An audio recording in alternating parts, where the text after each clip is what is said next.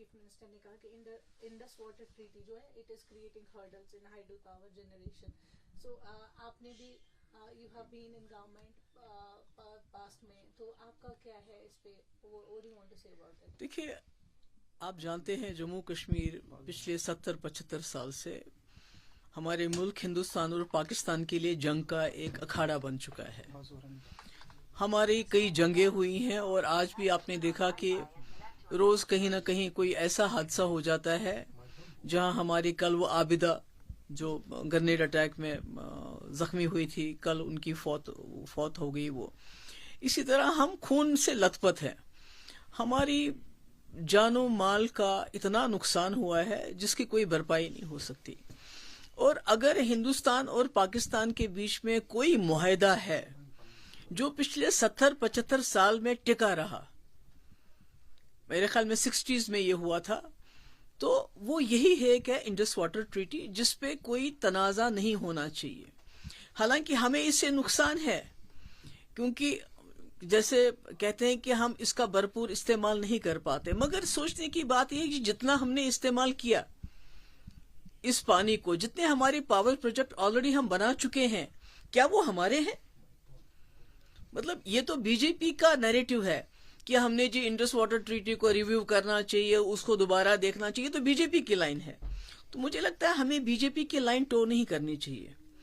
عمر صاحب کو ہم کو یہ کوشش کرنی چاہیے, جیسے پی ڈی پی کا پہلے بھی یہ ماننا تھا, جو ہمارا ایجنڈا آف الائنس تھا اس میں بھی ہم نے یہ کہا تھا کہ چونکہ ہمیں بہت نقصان ہے انڈس واٹر ٹریٹی کی وجہ سے, مگر اس کو کمپنسیٹ کون کرے گا؟ گورنمنٹ آف انڈیا کو کمپنسیٹ کرنا چاہیے. کیونکہ اگر ہمارے اتنے سارے پاور پروجیکٹ, سلال پاور پروجیکٹ بنا تو تب مرحوم شیخ صاحب تھے یہاں پر, انہوں نے وہ NHPC کو دے دیا. اس کے بعد فاروق صاحب 96 میں آئے تو 7 ہمارے پاور پروجیکٹ انہوں نے دوبارہ NHPC کو دے دیے.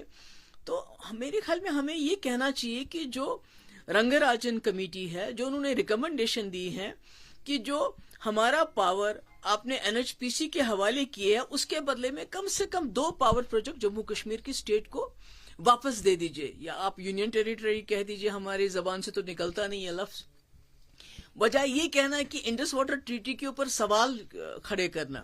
مجھے لگتا ہے کم سے کم بی جے پی کے لیے اچھا ہوگا, وہ پورے ملک میں اس کا ڈنڈورا پیٹیں گے, اور مگر ہمارے جموں کشمیر کے لوگوں کے لیے دوبارہ کوئی ایسا پینڈورا باکس کھولنا, کوئی ایسا مسئلہ دوبارہ کھڑا کرنا پاکستان اور ملک کے درمیان, ہمارے لیے اس کا نتیجے ہمارے لیے ٹھیک نہیں ہوتے ہیں. جب آپس میں ان ملکوں کے, دونوں ملکوں کے بیچ میں کانفلکٹ ہوتا ہے تو اس کا نتیجہ ہم کو بھگتنا پڑتا ہے. مجھے لگتا ہے we should concentrate, focus on government of India کو اس کے لیے تیار کرنا ہے کہ آپ کم سے کم NHPC یا جو دوسرے پاور پروجیکٹ آپ نے لیے ہیں ہم سے کم 2 پاور پروجیکٹ ہمیں ریٹرن کر لیجئے, تاکہ جو جموں کشمیر میں پانی کی, بجلی کی قلت ہے, جموں کے لوگ گرمی میں مرتے ہیں, گرمی سے, اور سردی میں کشمیر کی حالت بہت بری ہوتی ہے. تو اگر وہ ہمیں اپنے, کیونکہ پنجاب کے دریا انہوں نے اپنے قبضے میں رکھے ہیں, ہمارے دریاؤں کا پانی پاکستان استعمال کرتا ہے, تو ہمارا قصور کیا ہے؟ جموں کشمیر کے لوگوں کا قصور کیا ہے؟